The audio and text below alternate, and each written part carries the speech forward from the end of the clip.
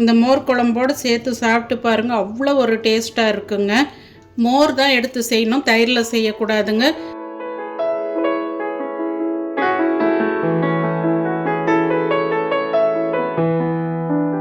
Hi friends, நான் உங்கள் GS family. பார்த்திங்கன்னா இன்றைக்கி நான் மோர் குழம்பு நல்ல டேஸ்ட்டாக எப்படி செய்கிறதுன்றதை சொல்கிறேன். அதுக்கு என்னென்ன இன்க்ரீடியன்ட்ஸ் பார்த்திங்கன்னா, மிளகு, சீரகம், தோரம்பருப்பு, பச்சரிசி, கொஞ்சமாக 1/4 டீஸ்பூன் அளவுக்கு கம்மியாக ஓமம், அதுக்கப்புறம் பார்த்திங்கன்னா வரமிளகாய் 1, பச்சரிசி 1 ஸ்பூன் எடுத்து, தோரம்பருப்பு 1 ஸ்பூன் எடுக்கணும், மிளகு 1/2 டீஸ்பூன் அளவுக்கு எடுங்க, சீரகம் 1 டீஸ்பூன் அளவுக்கு இல்லை 3/4 டீஸ்பூன் அளவுக்கு போட்டுக்கோங்க. மிளகு நான் எதுக்கு போடுறேன்னா, நான் பச்சை மிளகாய் போட மாட்டேன். இப்போ வரமிளகாய் 1 மட்டும் போட்டிருக்கிறேன். அந்த காரத்தை பேலன்ஸ் பண்ணுறதுக்கு தான் மிளகு கம்மியாக போட்டிருக்கிறேன். நிறைய பேர் மிளகு போட மாட்டாங்க, வரமிளகாய் போட மாட்டாங்க, பச்சை மிளகாய் போட்டு தான் செய்வாங்க ஹோட்டல்ஸ்லாம். பச்சை மிளகாய் அது காரம் சேர்க்க சேர்க்க நமக்கு அல்சர் வருங்க. அதனால தான் நான் எப்போவுமே பச்சை மிளகாய் ரொம்ப ரேராக தான் யூஸ் பண்ணுவேன்.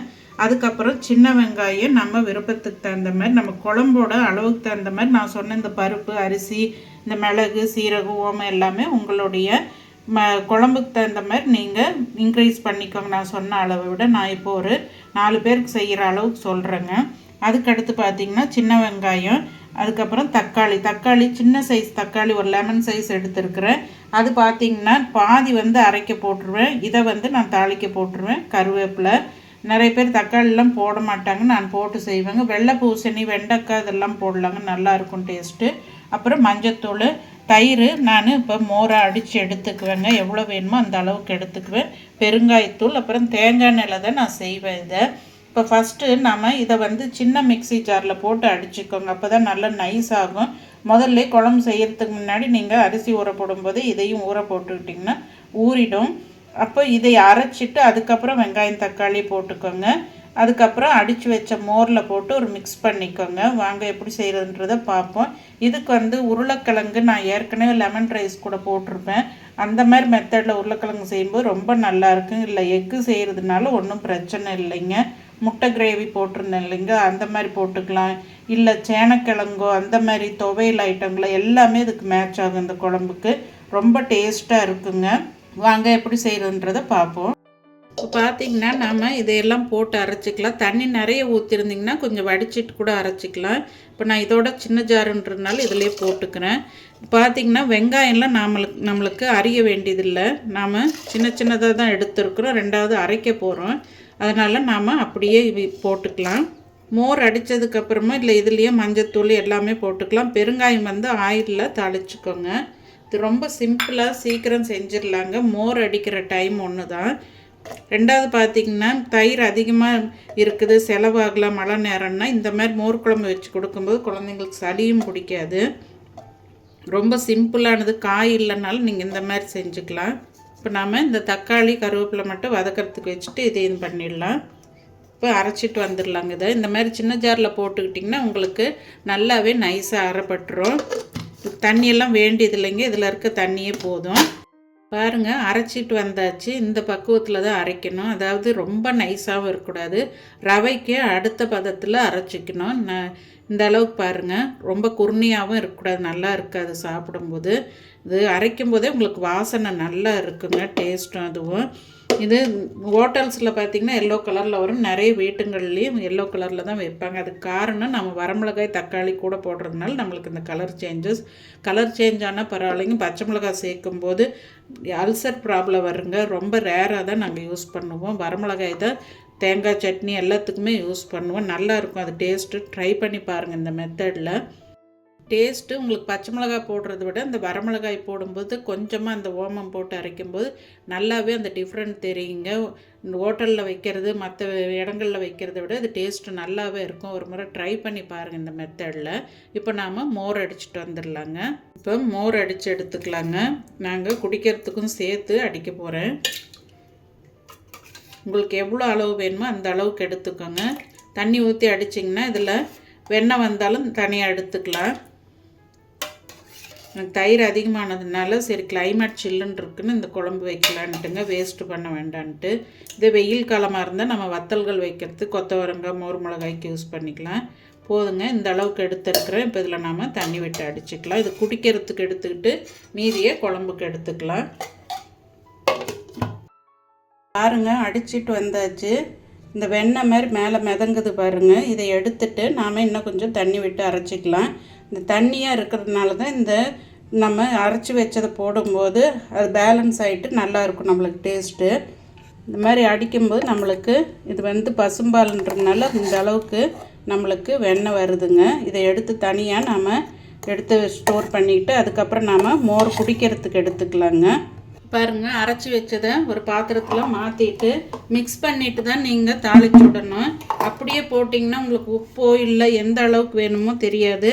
ஏன் சொல்கிறேன்னா இது நாம் ரொம்ப கொதிக்க வைக்கக்கூடாதுங்க. கொதிக்க வச்சிங்கன்னா பார்த்திங்கன்னா இந்த டேஸ்ட்டே மாறிடும். நுரை கட்டி வரும்போது நாம் டக்குன்னு ஸ்டவ் ஆஃப் பண்ணிடணும். அதுதான் பக்குவங்க. இப்போ இதில் கொஞ்சமாக மஞ்சத்தூள் போட்டுக்கலாம். இந்த மெத்தடில் ஒன்ஸ் செஞ்சு பார்த்திங்கன்னா டேஸ்ட்டு பிடிச்சா இதை தான் செய்வீங்க. இது உடம்புக்கு ஆரோக்கியங்க. மிளகு போடுறோம், வரமிளகாய் போடுறோம். இப்போ இதுக்கு தேவையான அளவுக்கு உப்பு போட்டுக்கலாங்க.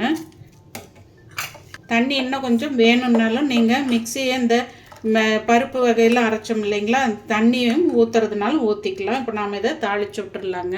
இப்போ கடாய் ஹீட் ஆகிடுச்சுங்க. நாம் தேங்காய் எண்ணெய் விட்டுக்கலாம். சும்மா கொஞ்சமாக விட்டால் போதுங்க. ஆயில் ஹீட் ஆனதுக்கப்புறம் கடுகு போட்டுக்கலாம். கட்டி பெருங்காயம் போட்டால் இன்னும் டேஸ்ட்டாக இருக்குங்க. இப்போ அரை டீஸ்பூன் அளவுக்கு கடுகு போட்டுக்கலாம். உளுந்து கொஞ்சம் போட்டுக்கலாங்க. வெண்டைக்காய் போடுறதா இருந்தால் நீங்கள் தனியாக ஆயிலில் நல்லா ஒரு வதக்கி விட்டுட்டு அதுக்கப்புறம் போட்டுக்கோங்க இந்த குழம்பு தாளிக்கும் போது. ஏன்னா ரொம்ப நேரம் அது கொதிக்க விடக்கூடாதுன்றதுனால இதில் வேக வைக்க முடியாது நம்ம.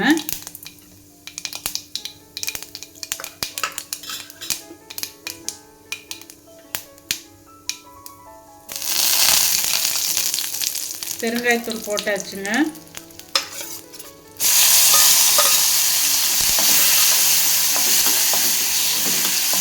தக்காளியும் கருவேப்பிலையும் போட்டு வதக்கி விட்டுடலாம். உப்பு நம்ம ஏற்கனவே அதில் சேர்த்ததுனால அதை அப்படியே எடுத்து ஊற்ற வேண்டியது தாங்க. இது வதங்கினதுக்கப்புறம் நிறைய பேர் மல்லி போடுவாங்க. அது எங்களுக்கு டேஸ்ட்டு பிடிக்காதுன்றதுனால எங்கள் வீட்டில் குழந்தைங்க சாப்பிட மாட்டாங்கன்றதுனால நான் அது போடுறதில்ல. பருப்புகள் பார்த்திங்கன்னா தோரம்பருப்பு மட்டும்தான் போடணுங்க. உளுந்து கடலைப்பருப்பெல்லாம் போடக்கூடாது. அதேமாதிரி அரிசி பச்சை அரிசி போட்டுக்கோங்க. இப்போ இது ஓரளவுக்கு வதங்கினா போதுங்க. நம்மளுக்கு அங்கங்கே அந்த மிதந்து வரும்போது நல்லா இருக்கும் அந்த தக்காளி இது குழம்புல.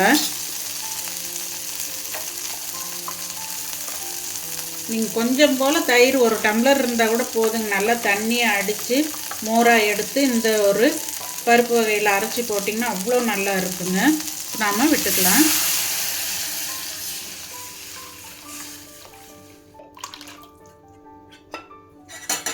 இப்போ நீங்கள் இந்த ஸ்டேஜ்லேயே உப்பு சரி பார்த்துக்கோங்க.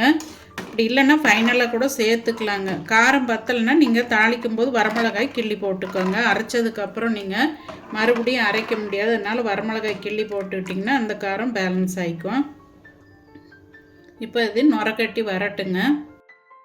இப்போ பாருங்கள், இந்த மாதிரி நுரை கட்டி வந்திருக்குங்க இல்லைங்களா. இந்த ஸ்டேஜில் லைட்டாக இந்த இடத்துலலாம் பொங்கி வருது பாருங்கள். இதோட நாம் ஆஃப் பண்ணிடணும். இதுக்கு மேலே கொதிக்க வச்சா நல்லா இருக்காதுங்க. இதில் அந்த பச்சை வாசல்லாம் போய்க்குங்க, நல்லா இருக்கும் டேஸ்ட்டு. நீங்கள் பயப்படாமல் ஆஃப் பண்ணிக்கலாம். இதில் இஞ்சி ஒரு துண்டு நான் சொல்ல மறந்துட்டேங்க, அதை இடித்து போட்டேன் நான். நீங்களும் போட்டுக்கோங்க. இப்போ நான் ஸ்டவ் ஆஃப் பண்ணிடுறேங்க. அது செரிமானத்துக்கு ரொம்ப நல்லதுங்க. ஒரு சின்ன துண்டு போட்டுக்கோங்க, இந்த அளவுக்கு போட்டுக்கோங்க போதும். அரைக்கும் போதே நீங்கள் போட்டு அரைச்சிக்கோங்க. நான் மறந்ததுனால இடித்து போட்டுக்கிட்டேங்க. ரொம்ப டேஸ்ட்டாக இருக்கும். நீங்களும் ட்ரை பண்ணி பாருங்கள். ஃபைனலாக ரெடி ஆகிடுச்சு குழம்பு. எவ்வளோ சூப்பராக இருக்குது பாருங்கள். கலர் மட்டும்தான் சேஞ்சு.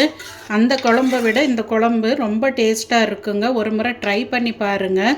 சுட சுட சாதத்தோடு சாப்பிட நல்லா இருக்கும். நான் சொன்ன மாதிரி இதுக்கு எக்கு ஃப்ரை பண்ணியிருக்கிறேங்க, தொக்கு மாதிரி. ஏற்கனவே உங்களுக்கு இந்த வீடியோ எக்கு இது போட்டிருக்கிறேங்க. சூப்பராக இருக்குங்க இந்த குழம்பு. இதுக்கு பார்த்திங்கன்னா நான் செஞ்ச பிரண்டை ஊறுகாய்ங்க. இதுவும் சூப்பராக இருக்கும். இதோடு சாப்பிட்றதுக்கு ரொம்ப டேஸ்ட்டாக இருக்குங்க. பாருங்கள், இந்த மாதிரி நீங்களும் ட்ரை பண்ணி பாருங்கள். இதோட வீடியோவும் நான் கொடுத்துருக்குறேன். பார்க்க விருப்பம் இருக்கிறவங்க போய் பாருங்கள். இதே மாதிரி செஞ்சு பாருங்கள். இந்த மாதிரி சாப்பாடுங்க செய்யும்போது இதுக்கு ரொம்ப மேட்சிங்காக இருக்கும்.